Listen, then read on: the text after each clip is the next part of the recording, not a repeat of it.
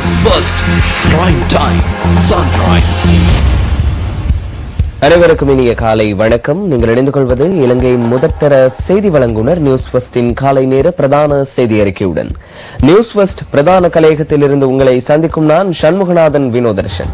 வளர்ந்திருக்கும் இந்த காலை உங்களுக்கு இனிய காலையாக அமைய வாழ்த்துக்கள். முதலில் தலைப்புச் செய்திகள். 2017 ஆண்டுக்கான வரவு செலவு திட்டத்தின் 2ஆம் வாசிப்பு மீதான விவாதம் இன்று ஆரம்பம். இந்தியாவின் தனுஷ்கோடிக்கும் இலங்கையின் தலைமன்னாருக்கும் இடையே பாலம் அமைப்பதற்கு இந்தியா தயாராக உள்ளது. மத்திய இணை அமைச்சர் தெரிவிப்பு.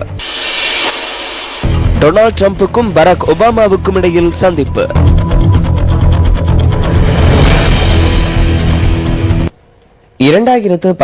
ஆண்டுக்கான வரவு செலவு திட்டத்தின் 2ஆம் வாசிப்பு மீதான விவாதம் இன்று ஆரம்பமாக உள்ளது. இந்த விவாதத்துக்காக சபாநாயகர் கருஜா சூரிய தலைமையில் பாராளுமன்றம் இன்று முற்பகல் 9:30 கூட உள்ளது. இன்று முதல் எதிர்வரும் 18ஆம் தேதி வரை வரவு செலவு திட்டத்தின் 2ஆம் வாசிப்பு மீதான விவாதம் நடைபெற உள்ளது. 2ஆம் வாசிப்பு மீதான வாக்கெடுப்பு 18ஆம் தேதி மாலை 5 மணிக்கு நடைபெற உள்ளதுடன் 19ஆம் தேதி முதல் குழுநிலை விவாதம் ஆரம்பமாக உள்ளது. அடுத்த வருடத்துக்கான வரவு செலவு திட்டத்தில் ஒவ்வொரு அமைச்சுக்களுக்காகவும் மேற்கொள்ளப்பட்டுள்ள நிதி ஒதுக்கீடுகள் தொடர்பில் குழுநிலை விவாதத்தின் போது விவாதிக்கப்பட உள்ளது. எதிர்வரும் டிசம்பர் மாதம் 10ஆம் தேதி மாலை அடுத்த ஆண்டுக்கான வரவு செலவு திட்டம் மீதான இறுதி வாக்கெடுப்பு நடத்தப்பட உள்ளமை குறிப்பிடத்தக்கதாகும். வரவு செலவு திட்டம் நேற்றைய தினம் சமர்ப்பிக்கப்பட்டதை அடுத்து ஜனாதிபதி மற்றும் பிரதமர் தலைமையில் ஆளும் கட்சியின் பாராளுமன்ற உறுப்பினர்கள் சந்தித்து கலந்துரையாடியுள்ளனர். இதன்போது வரவு செலவு திட்டத்துக்கு ஆதரவு தெரிவிப்பதற்கு இணக்கம் காணப்பட்டதாக எமது பாராளுமன்ற செய்தியாளர்கள் குறிப்பிடுகின்றனர். இணக்க அரசாங்கத்தை உருவாக்குவதற்கு பங்களிப்பு வழங்கிய 2 பிரதான அரசியல் கட்சிகளிலிருந்தும் உறுப்பினர்கள் வரவு செலவு திட்டத்துக்கு ஆதரவு தெரிவிக்க வேண்டும் எனவும் இதன்போது தீர்மானிக்கப்பட்டுள்ளது.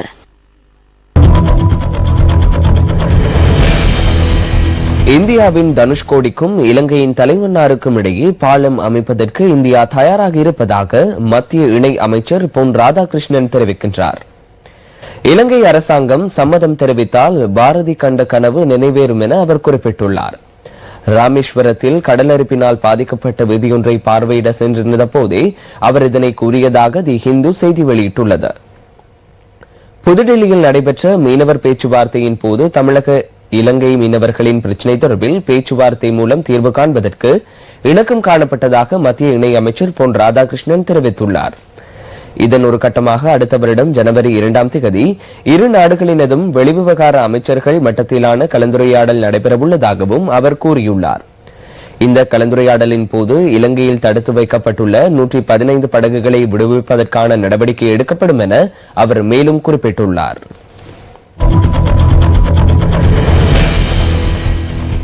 சவுதி அரேபியாவின் ஒலையாவில் உள்ள நலன்புரி நிலையத்தில் உயிரிழந்த பழனியாண்டி கற்பகவள்ளியின் பூத உடலை இலங்கைக்கு அனுப்பி வைப்பதற்கான நடவடிக்கைகளை சவுதி அரேபியாவிற்கான இலங்கை தூதரகம் மேற்கொண்டு வருகின்றது.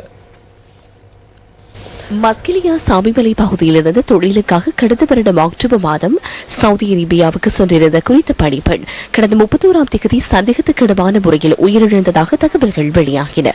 கற்பகவள்ளி உளநலம் பாதிக்கப்பட்ட நிலையிலேயே உயிரிழந்ததாக ரியாதில் உள்ள இலங்கை தூதரகத்தை மேற்கோள் காட்டி வெளிநாட்டு வேலைவாய்ப்பு பணியகம் தெரிவித்துள்ளது.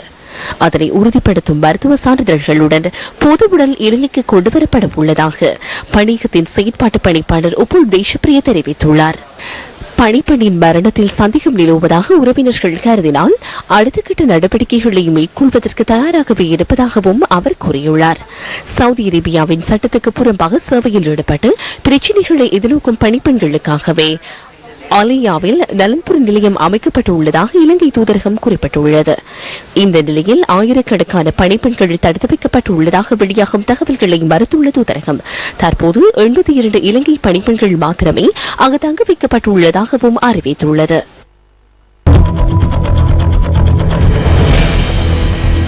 ஹட்டன் மஸ்கெலியா பிரவுன்ஸ்விக் தோட்டத்தில் விவசாயி ஒருவரின் வீட்டுத் தோட்டத்தில் மிகப்பெரிய முள்ளங்கி ஒன்று அறுவடை செய்யப்பட்டுள்ளது.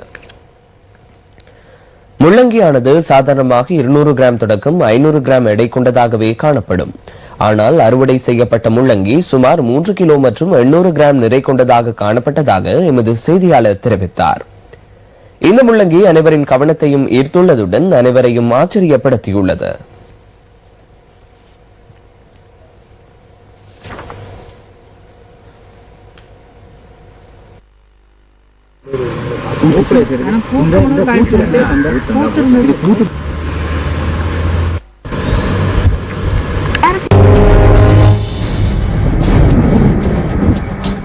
இன்றைய நாளுக்கான வானிலை தொடர்பான தகவல்களுடன் இணைந்து கொள்கின்றார் வானிலை அதிகாரி முகமது சாலிஹின். மழையுடன் கூடிய வானிலை நாளை முதல் அதிகரித்து காணப்படும் என எதிர்பார்க்கப்படுகின்றது. நாட்டின் பெரும்பாலான பகுதிகளில் பிற்பகல் 2 மணிக்கு பின்னர் மழை அல்லது இடியுடன் கூடிய மழை பெய்யக்கூடும். சில இடங்களில் சுமார் 75 மில்லிமீட்டர் வரையிலான ஓரளவு பலத்த மழை பெய்யக்கூடும். வடக்கு, கிழக்கு மற்றும் ஊவா மாகாணங்களிலும் அத்துடன் ஹம்பாந்தோட்டை மாவட்டத்திலும் காலை வேளையில் மழை பெய்யக்கூடும்.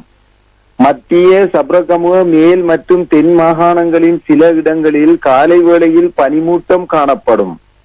இடியுடன் கூடிய மழை பெய்கின்ற வேளைகளில் பலத்த காற்றும் மின்னல் தாக்கங்களும் ஏற்படக்கூடும்.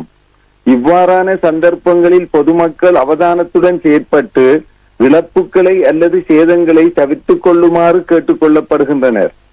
கடல் பிராந்தியங்களை பொறுத்தவரையில் காலி தொடக்கம் பொத்துவில் மட்டக்களப்பு ஊடாக திருகோணமலை வரையான கடல் பிராந்தியங்களின் பல இடங்களில் மழை அல்லது இடியுடன் கூடிய மழை பெய்யக்கூடும்.